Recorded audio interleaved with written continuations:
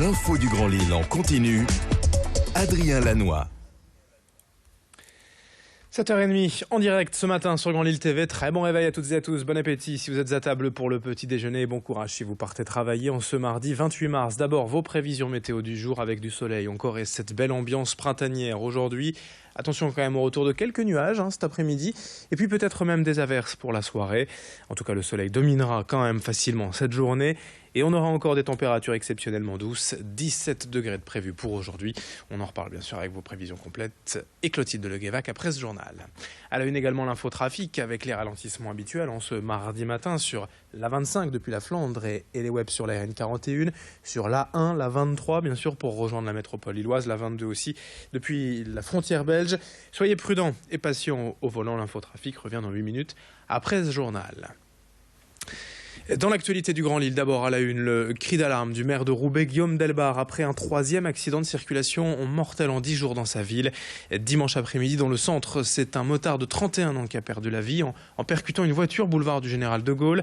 Avant cela, un jeune de 16 ans avait été tué vendredi soir suite à un accident de quad. Et puis un autre motard de 20 ans encore il y a une semaine. À chaque fois, la vitesse excessive semble en cause, ainsi que l'absence de casque pour certains. Le maire de Roubaix a donc voulu réagir en appelant à la prise de conscience collective, en demandant surtout aux familles de s'engager auprès des jeunes pour la prévention contre la vitesse, pour le port du casque. On écoute Guillaume Delbar sur Grand Lille TV. Moi j'ai donné tous les ordres qu'il fallait à la police municipale pour qu'on se mette vraiment en recherche de tous ces engins.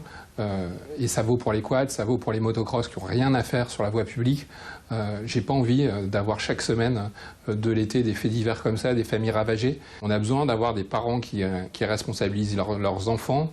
On a besoin aussi d'une prise de conscience collective pour dire que là-dessus, c'est pas un jeu, que nos vies ne sont pas des circuits.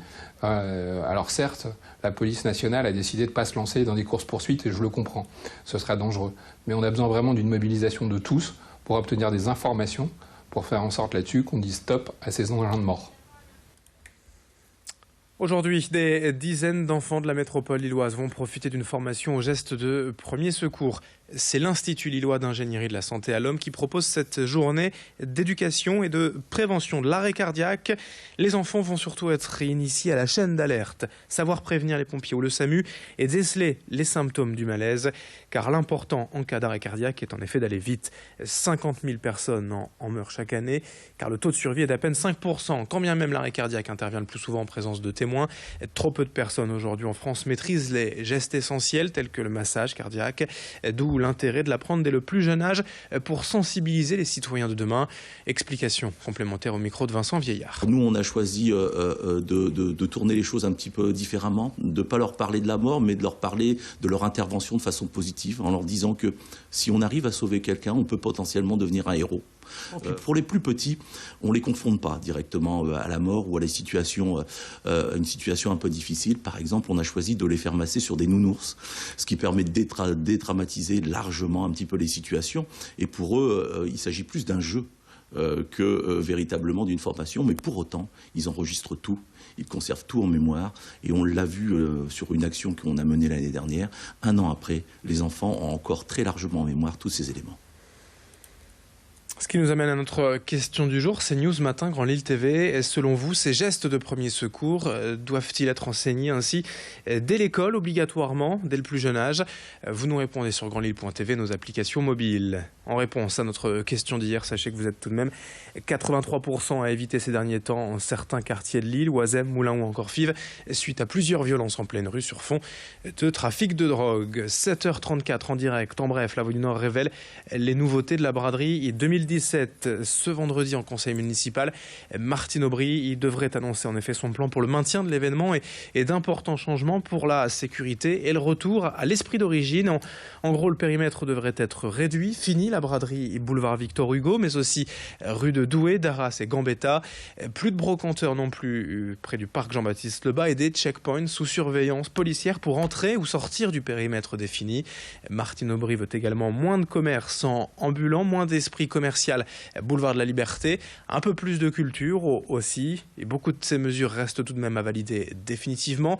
Mais si la braderie de Lille veut perdurer, elle doit changer. C'est en substance le message de la mairie qui présentera donc l'ébauche de ce plan vendredi en conseil municipal. Dans le reste de ce journal, quelques images aussi pour évoquer les développements urbains. À l'heure où l'on parle écologie et transport alternatif, le collectif lillois Le Grand 8 propose d'utiliser la trottinette pour aller travailler.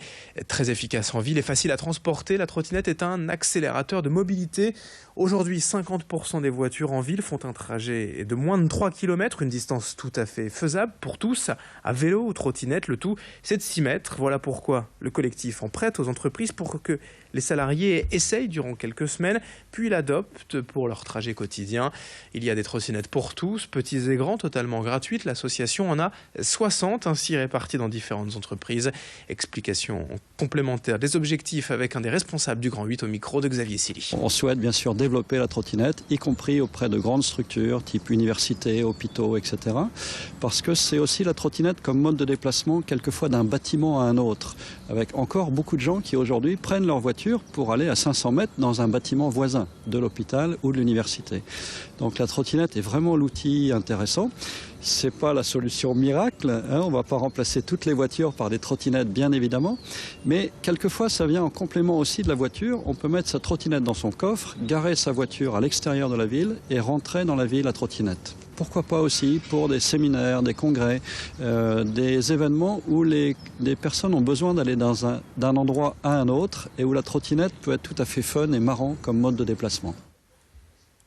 À toutes les infos à propos de ce collectif, legrand8.eu pour découvrir toutes ces activités pour les déplacements urbains et alternatifs. Et sachez que désormais, l'Office de tourisme de Lille proposera des visites guidées du centre de Lille en trottinette.